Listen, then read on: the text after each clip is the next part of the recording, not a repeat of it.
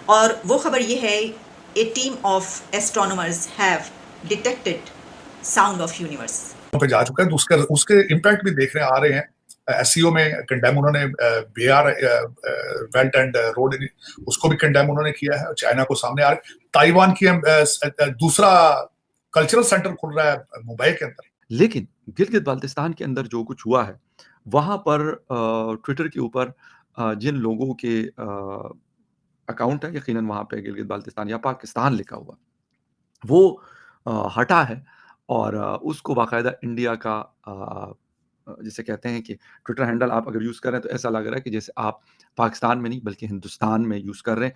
तो यकीनन आप जान गए होंगे, पाकिस्तान से तो कोई ऐसे साइंटिस्ट हो नहीं सकते। हमारे पास साइंटिस्ट हैं ही कितने, और जो बड़े बड़े साइंटिस्ट थे वो तो चले गए, लेकिन 190 साइंटिस्टों में बड़ी तादाद इंडिया के साइंटिस्टों की थी। आप ठीक कह रहे हैं, लेकिन सर वर्ल्ड को हमें भी कोई हल्के में नहीं लेना चाहिए, क्योंकि शहबाज शरीफ साहब ने कहा है बहुत जल्द हम कर्जा लेने के बजाय देने शुरू कर देंगे। तो अब क्या करेंगे वो कौन?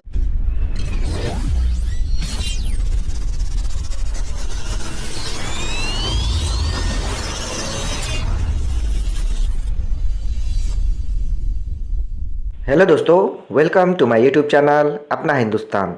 दोस्तों, नासा जो अमेरिका की स्पेस एजेंसी है, उसने हाल ही में हमारे जो यूनिवर्स का साउंड है वो डिटेक्ट किया है। और इस रिसर्च में 190 साइंटिस्ट थे और इस 190 में भी कुछ इंडियन साइंटिस्ट थे। ये सब साइंटिस्ट मिलकर इन्होंने हमारे यूनिवर्स का जो एक्चुअल साउंड है वो डिटेक्ट किया है। और पाकिस्तान मीडिया इस पर यह कह रहा है कि इस टीम में एक भी पाकिस्तानी साइंटिस्ट अवेलेबल नहीं है, लेकिन हमारे हमसाए जो कि इंडिया की बात कर रहे हैं वो उनमें काफी सारे इंडियन साइंटिस्ट है, और वो भी जो इंडिया में पढ़े हुए हैं, आईआईटी के स्टूडेंट्स और डिफरेंट कॉलेज के लोग, वो उस टीम में शामिल है। और दोस्तों, नासा की इस टीम ने हमारे जो पुणे में इसरो का टेलीस्कोप है, उन्होंने इस टेलीस्कोप का भी यूज किया है इस रिसर्च के लिए। और दोस्तों, दूसरी खबर यह है कि पाकिस्तान में जो गिलगित बल्तिस्तान और पीओके है, जो पाकिस्तान ने इलीगल तरीके से कब्जाया हुआ है, वहां पर जो भी ट्विटर यूज करता है उनकी लोकेशन पाकिस्तान हटाकर अब इंडिया दिखा रहा है। ये देखकर पाकिस्तानी काफी हैरान परेशान है। तो चलिए दोस्तों, मिलते हैं नेक्स्ट वीडियो में। जय हिंद।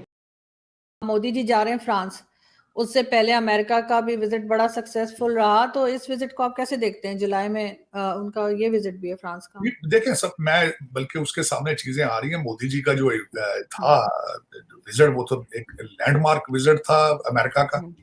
किसी भी फॉरेन डिग्नेटरी का मैं समझता हूँ इससे बड़ा प्रोटोकॉल मैंने पहले भी आपको अर्ज किया था कि सिर्फ चंद लोगों ने, विंस्टन चर्चिल ने और नेल्सन मंडेला ने और इजराइल के प्राइम मिनिस्टर ने 2 दफा स्पीच दी कांग्रेस में, और यही टाइटल अब मोदी जी के पास है। मैं समझता हूँ कि हाईएस्ट चीजों पे जा चुका है। तो उसके इम्पैक्ट भी देखने आ रहे हैं। एससीओ में कंडेम उन्होंने बेआर बेल्ट एंड रोड उसको भी कंडेम उन्होंने किया है। चाइना को सामने आ रहा है। ताइवान की दूसरा कल्चरल सेंटर खुल रहा है मुंबई के अंदर, तो उसके असरात तो सामने आ रहे हैं।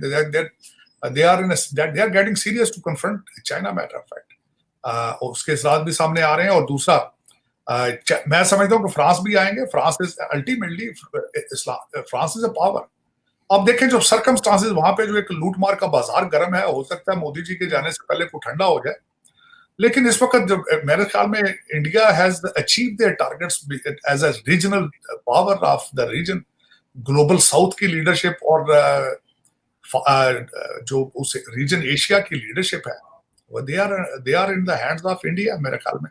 और उस दूसरा सबसे बड़ा फायदा ये होगा आने वाले दिनों में, जो मैं देख रहा हूँ कि अमेरिका जूं चाइना के खिलाफ अपना पंजा टाइट करेगा, वहां से बिजनेस निकल के जो हमारे यहाँ पे इंडियन इंस्टीट्यूट ऑफ टेक्नोलॉजी के पढ़े लोग यहाँ पे जो सीईओज हैं, वही बिजनेस उठा के चाइना से भारत ले जाएंगे।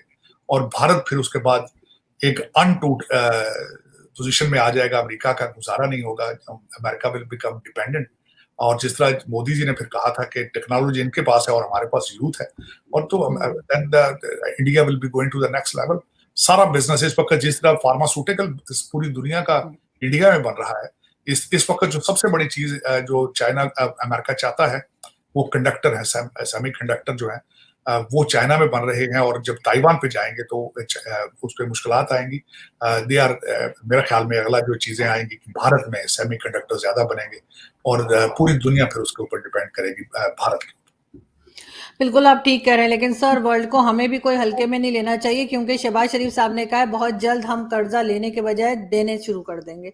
तो अब क्या करेंगे, वो कौन सी जादू की छड़ी घुमाने वाले हैं, वो तो आगे ही पता लगेगा। एक ऐसी खबर पर बात करेंगे जिसको ह्यूज ब्रेक थ्रू कहा जा रहा है, life changing moment in the history of mankind. और वो खबर ये है, a team of astronomers have detected sound of universe. कायनात की आवाज़ का पता चला लिया गया है। कायनात की एक आवाज़ है, वो आवाज़ कैसी है उसको तलाश कर लिया गया है, ढूंढ निकाला गया है। ये कैसे हुआ और किसने ये किया?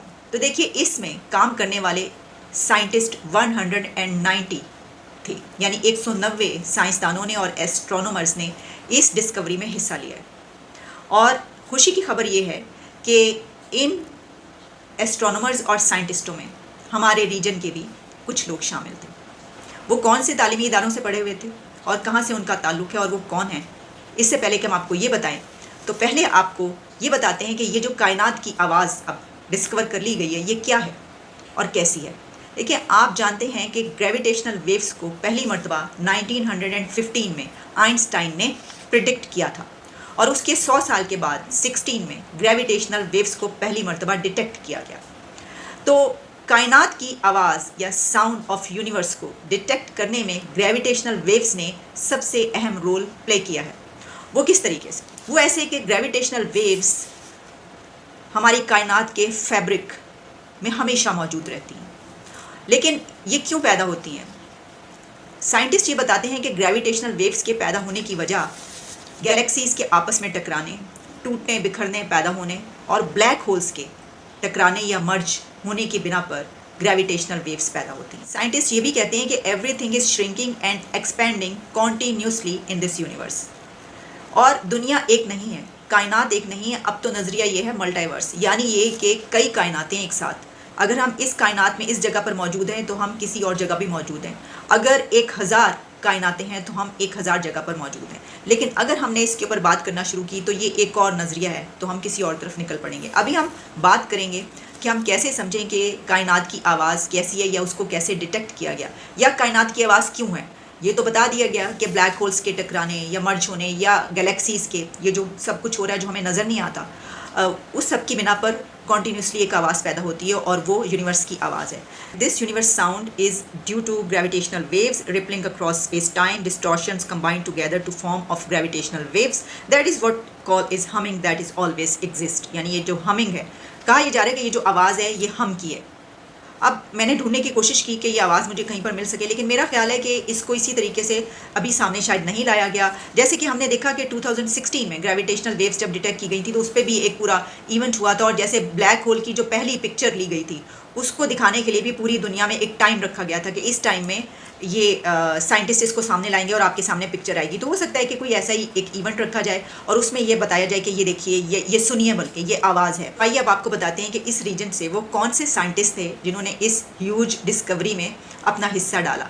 तो यकीनन आप जान गए होंगे, पाकिस्तान से तो कोई ऐसे साइंटिस्ट हो नहीं सकते, हमारे पास साइंटिस्ट हैं ही कितने, और जो बड़े बड़े साइंटिस्ट थे वो तो चले गए। लेकिन 190 साइंटिस्टों में बड़ी तादाद इंडिया के साइंटिस्टों की थी, और इसमें जिन तालीमी इदारों से उनका ताल्लुक़ है उनके नाम भी हैं। कहा जा रहा है कि Indian scientist from NCRA Pune, TIFR Mumbai, IIT, IISER, RRI और कई ऐसे तालीमी इदारे के वहाँ के नौजवानों ने इसमें हिस्सा लिया और कंट्रीब्यूट किया। तो ये डिस्कवरी इंडिया के साइंटिस्टों के नाम भी जाती है, और सिर्फ वहाँ के साइंटिस्ट ही नहीं बल्कि जो इक्विपमेंट है वो भी इंडिया के एक शहर से इस्तेमाल किया गया। वो क्या है? वो है scientist radio telescope included giant meter wave radio telescope from Pune played key role in this discovery. तो पुणे में जो एक जाइंट रेडियो टेलीस्कोप है उसके बारे में कहा जा रहा है कि वो भी इस डिस्कवरी में उसको भी इस्तेमाल किया गया।